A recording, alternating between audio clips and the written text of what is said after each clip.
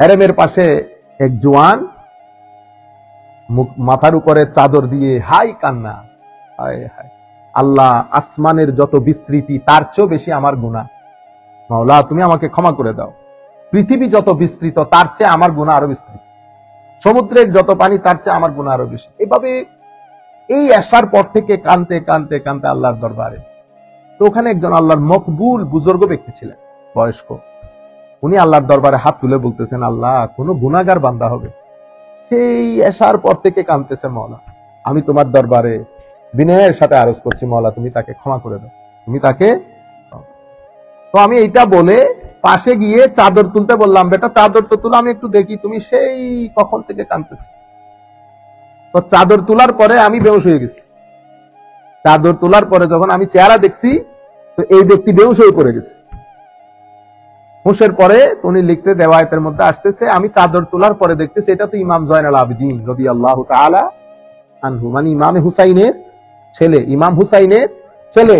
বলতেছে, আল্লাহ এই ইমামদের যদি এই অবস্থা হয় তো আমার গুনাহগারের কি অবস্থা, আমি গুনাহগারের কি অবস্থা। হায় হায়, এগুলো আরেকটা দুনিয়া, এগুলো আল্লাহর সাথে বান্দার মহব্বত যাদের হয়ে গেছে, কত আজীব আজীব অবস্থায়। রিওয়ায়াতের মধ্যে আসতেছে এক ব্যক্তি সারা রাত ফাঁস লাগাই রাখতো আল্লাহর দরবার, সারা রাত। মানুষ তো ঘুম, মা বেচারি একবার উঠে, বাবা এটা খুলো না, আবার আল্লাহ না করুক প্যাচ লেগে গেলে তো ঝামেলা হয়ে যাবে, কানতো আর ফাঁস লাগাই রাখতো। আল্লাহ কালকে যদি আপনি আমারে ক্ষমা না করেন, আমি তো মানুষের সামনে বড় অপমানিত বোধ করবো। আল্লাহ মাও কানতো, পরে বেটাও মসল্লার মধ্যে বসে কানতো। কত আজীব আজীব আল্লাহর ওলিদের জীবনী এবং তাদের ভয় আল্লাহর জন্য। ইন্নামা ইয়াখশাল্লাহ মিন ইবাদিহিল উলামা। তো যারা মুমিন, আল্লাযীনা আমানু আশাদ্দু হুব্বাল লিল্লাহ, আমার আল্লাহ বলতেছেন আমি তোমাদেরকে কেমনে বুঝাই, তো তোমাদেরকে তার আমি কানে কানে এসে বুঝাইতে পারবো না, তো এতটুকুন বুঝো, আশাদ সুপারলেটিভ ডিগ্রি। তো যারা মুমিন, যারা আমাকে সত্যিকার, যাদেরকে আমরা ওলি বলি, তো তারা যে আমাকে কি পরিমাণ মহব্বত করে, মানে আমি তোমাকে বোঝানোর জন্য বলছি, মানে এর চেয়ে উপরে আর মহব্বত হইতে পারে না, সেই পরিমাণ মহব্বত তারা আমাদেরকে করে। অন্য আয়াতের মধ্যে আল্লাহ বলছেন, আমাকে এমন ভাবে ডাকো মানুষ যেন পাগল বলে। হাদিসে পাকের মধ্যে আছে, আল্লাহর কিছু বান্দা, খাস বান্দা আছে, তারা আল্লাহর জিকির করলে মানুষ তাদেরকে কি বলে, পাগল বলে।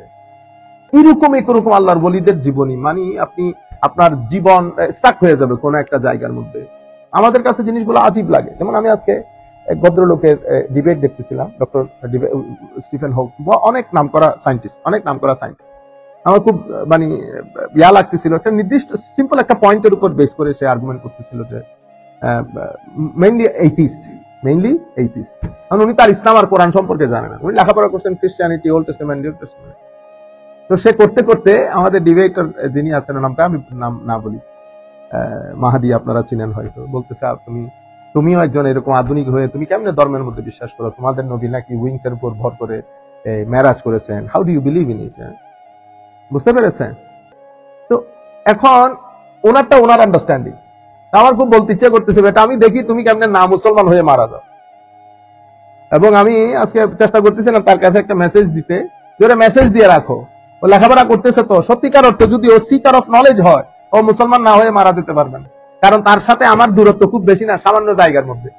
সে মেরাজের উইংস এর উপর, এটা আমাদের ধর্মের কি মেইন পার্ট নাকি, বিশ্বাসের মেইন পার্ট। কেউ যদি এটা অস্বীকার করে কাফের হয়ে যাবে। তুমি ওইটা তোমার কাছে এত বাচ্চা, এটা মানে আনসাইন্টিফিক।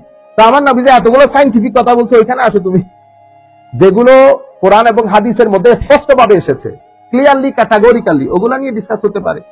বুঝতে পেরেছেন? কিন্তু একটা বিষয় ওই মানে দেখলাম, আপনি যখন এই সত্যগুলা থেকে সরে যাবেন, আপনি নিজেও কনফিউজড হবেন, মানুষকেও কনফিউজ করবেন। আপনি ক্যাটাগরিক্যাল কথা বলতে পারতেছেন না, আপনি জায়গায় জায়গায় আজকে বলতেছেন yes I think, maybe, may not be, এরকম কেন? এটা আমি ক্যাটাগরিক্যালি বলতেছি, কথা ক্যাটাগরিক্যাল হবে।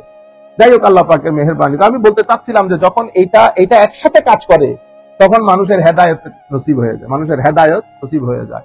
আর যারা এই জায়গাগুলো যাদের নসিব হয়েছে, আল্লাহ যাদেরকে নসিব করেছে, আল্লাহর এই সমস্ত আউলিয়ায়ে কেরাম, ইমামে আজম আবু হানিফা রাদিয়াল্লাহু তাআলা আনহুর মতো ব্যক্তি এই রাতের গভীরে এসে তাহাজ্জুদ করে মসজিদের এক কোনায় এক পায়ে দাঁড়ায় থাকতেন, দাড়ি ধরে, বাম হাতে দাড়ি ধরে এক পায়ে দাঁড়ায় থাকতেন, ডান পায়ের উপর ভর করে দাঁড়ায় থাকতেন, এবং বলতেন, আল্লাহ কিয়ামতের ময়দানে আবু হানিফা যদি মাফ পেয়ে যায়, তো কিয়ামতের হাসর মাসের জন্য বড় আশ্চর্যের কারণ হবে যে আল্লাহ আবু হানিফাকে মাফ করে দিয়েছেন। দেখছেন আবু হানিফাদের মতো লোক এটা এই কথা বলে বলে কান্না করতেছে, কে জানেন? এই কথা বলে বলে কান্না করতেছে হযরত ফুদাইল ইবনে ইয়াস রাদিয়াল্লাহু তাআলা আনহু। বলতেছে আবু হানিফার অবস্থা যদি এই হয় তো আমরা কোন পুকুরের মাছ? তা আমরা বলতেছি হুজুর আপনারা যদি এভাবে চিন্তা করেন তো আমরা কোন পুকুরের মাছ? বুঝতে পেরেছেন? আমরা হচ্ছে নির্দিষ্ট একটা জায়গার উপর ভরসা করে ধরে আছি যে আমরা অনেক কিছু করে ফেলছি। না, মহব্বত বড় আজীব জিনিস। চেষ্টা করবেন যে যে জিনিসগুলো খুবই গুরুত্বপূর্ণ। রাস্তায় চলতে চলতে আমার আল্লাহর মহব্বত কখনো আপনার ভিতরে এসে চোখে পানি এসেছে কিনা, এগুলা বড় গুরুত্বপূর্ণ জিনিস। এই ধরনের মানুষগুলা অনেক দ্রুত আগাই যায়। হ্যাঁ, 100 বছরের রাস্তা 5 ঘন্টার মধ্যে।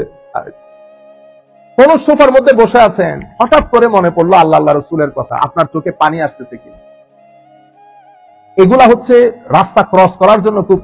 এই যে পানি আসার বিষয়গুলো এগুলা তখন ঘটে যখন আপনার এই জায়গাটা ঠিক থাকে, এই জায়গাটা ঠিক থাকে। তাহলে দোয়া কি? দোয়া হচ্ছে গোপনে আল্লাহর সাথে কথা বলা। তো এই গোপনে আল্লাহর সাথে কথা বলা এটা হচ্ছে আমাদের ইমোশন এবং আমাদের ওয়ার্ড দুইটার কম্বিনেশন। এখন আমি যখন সূরা ফাতিহা পড়ি ওয়ার্ডিং আছে, ইমোশন নাই। কেন? কারণ আমি তো সূরা ফাতিহার অর্থ জানি না। আমি ইভেন যখন আরবির মধ্যে দোয়া করছি, ঠিক আছে, রব্বানা আতিনা ফিদ দুনিয়া হাসানা ওয়া ফিল আখিরাতি হাসানা ওয়া কিনা আযাবান্নার, এটা তো আমি ওয়ার্ডিং, এটার সাথে আমার ইমোশন নাই, কারণ আমি এটা বুঝতেছি না। আমরা ইভেন হারেমের চতুর্পার্শ্বে যখন তাওয়াফ করি, হায় হায় হায়, আমাদের ভাইরা একজনের পরে 45 জন তার পিছনে, হ্যাঁ, মানুষজন এমনি ধাক্কা মাক্কা দিয়ে পড়ো আর পরে। আপনি যে পড়তেছেন সেটা আপনি বুঝতেছেন না, যার কারণে আপনার চোখের পানি আসতেছে না। আপনি তাকে তার ভাষায় কথা বলতে দেন, আপনি তাকে তার ভাষায় আল্লাহর কাছে চাক না, অসুবিধা আছে। আমি অসংখ্য বলি বুজুর্গ যারা বড় বড় বুজুর্গ গানে দিন, তাদেরকে দেখেছি শুধু দরুদ শরীফ পড়তো। আমার যিনি আমি যাদের খায়রাত নিয়ে চলি আমরা, উনি বলতেছেন বেটা আরে তুই তওয়াফ 7 তওয়াফ এটা কেমনে চলে যাবে, তুই চিন্তা করবি এত দোয়া করার সময় আছে নি, তুই চিন্তা করবি যে আল্লাহ তোমার দরবারে শুকরিয়ার কোনো শেষ নাই। বাবা আদম যে জায়গার উপরে হেঁটেছে, আমার নবী যে জায়গায় হেঁটেছে, তুমি যে আমাকে হাঁটার তৌফিক দান করেছো, এটাই তো তোমার দরবারে শুকরিয়া। আল্লাহর দরবারে শুকরিয়া আদায় করো, দরুদ শরীফ পড়ো, যথেষ্ট দোয়া। এখন এটা আবার আপনাদের ভালো লাগবে না, কারণ আমাদের অনেক সাধারণ মানুষ যায়, তারা চাই যে সবকিছু বলে ফেলুক। আল্লাহ আমার গুলার দান এটা যেন একটু বেড়ে যায়, আল্লাহ আমি কদু ঢুকে আসছি, এই কদুটা যেন আমি যাইতে যাইতে কদু ধরে যায়। এক একজনের এক এক, বুঝতে পেরেছেন, এক এক ইমোশন। দোষের কিছু না, প্রত্যেকে চায় যার যার মতো করে আল্লাহর দরবারে তার কেসটা উপস্থাপন করতে। কিন্তু আমি বলতেছি যখন আপনি আন্দাজে হাঁটবেন না, আপনি চিন্তা করে দেখেন তো অনেক আগে চলে গেছেন আপনি। আল্লাহ আপনার নবীর সাহাবায়ে কেরাম যে রাস্তার উপর হেঁটেছে, আপনি আমাকে হাঁটার তৌফিক দান করলেন, শুকরিয়া তোমার দরবারে। এই যে আপনি তখন একটা ইমোশন গ্রো আপনার ভিতরে ডেভেলপ করবে। এই ইমোশনের মধ্যে যখন আপনি আল্লাহর দরবারে চাইবেন, দেখুন অজর ধারায় কান্না আসতেছে, অজর ধারায় কান্না আসতেছে। তখন যখন আপনি আল্লাহর নবীর দরবারে সালাতু সালাম দিবেন যে তোমার শুকরিয়া মাওলা, এতগুলা বান্দাদের মধ্যে তুমি আমার মতো এরকম লাচার নাপাক নাফরমান নালায়েককে এখানে আসার তৌফিক দান করেছো, তোমার ঘর ধরার তৌফিক দান করেছো, তোমার ঘরকে দেখার তৌফিক দান করেছো। আমি কি দোয়া করব আল্লাহ, তোমার শুকরিয়ার কোনো শেষ নাই। তো আমার আল্লাহ যখন দেন, হায় হায়, আপনার দোকানে চাকরি করে বেতন দিতেছেন, আমিও চাকরি করি, আমাকে বলতেছেন হুজুর আপনারা কি বেতন দিতাম। আপনি ক্যাশ বক্স খোলা আছে, আপনি আপনার মতো করে নিয়ে প্রয়োজন অনুসারে। তো কারো জন্য ক্যাশ বক্স, কারো জন্য ওয়েজেস। আপনি যখন এভাবে চাইবেন ওয়েজেস দিয়ে দেবে, 70 গুণ সওয়াব, 80 গুণ সওয়াব, 90 গুণ সওয়াব, 90টা নিয়ে নেয়। কিন্তু একজন বলতেছে কি মোনাজাত করে, আল্লাহ অমুককে দেন, অমুককে দেন, সমুককে দেন, আল্লাহ তার প্রবলেম সমস্যা সমাধান করে দেন, আল্লাহ দুশ্মনের সমস্যার সমাধান করে দেন, নিজেরটা বলেন নাই। আমার আল্লাহ যখন পুরাবে তখন আগে তাদেরটা না থাকে, আগে আপনারটা দিবে। বুঝতে পেরেছেন? এই জন্য দেখবেন কোন আলেম ওলামা, আপনারা এতগুলা দোয়া করান, আলেম ওলামাদের ঘরের মধ্যে কেউ অসুস্থ হয় না। তাদের মানুষজন কোনদিন দেখছেন মুখের মধ্যে বলতে আল্লাহ আমার অমুককে আল্লাহ মাফ করে দিও?